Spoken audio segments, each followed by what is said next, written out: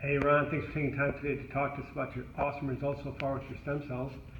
What's going on? What was going on before you had treatment? So November 22nd of 2018, I was outside doing a little hiking in the woods and had a mishap, and I fractured my left hip. Wow. That's So crazy. it was not fun. Went to the emergency room. I'm in the VA. I was a veteran, and they checked everything out. And they said that I had a fracture. They referred me to an orthopedist off base, and the orthopedist at that time wanted to do hip replacement. I'm only 52 years old, and the challenge with doing a hip replacement at that age is that within about 10 to 15 years I would have to have another one. So I looked into stem cell, which I had some knowledge about that, and moved forward with stem cell, and here I am 3 months later. I have absolutely no pain in my hip. I have normal range of motion.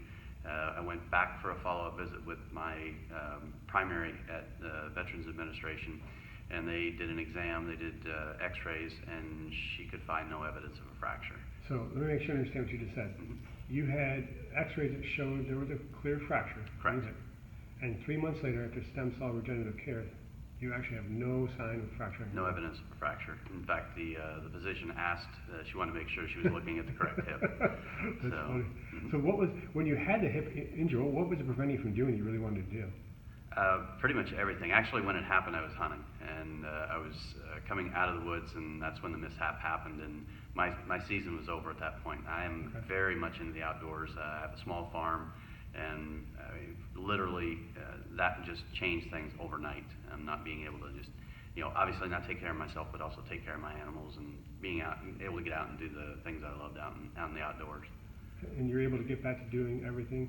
I take care of the cows. I've got livestock that I have to take care of, and in fact, last weekend I split some firewood. So okay. I'm putting it to the test. No problem with the hip? No, none at all. That's so cool. So what kind of a piece of advice do you give to people out there that are watching this?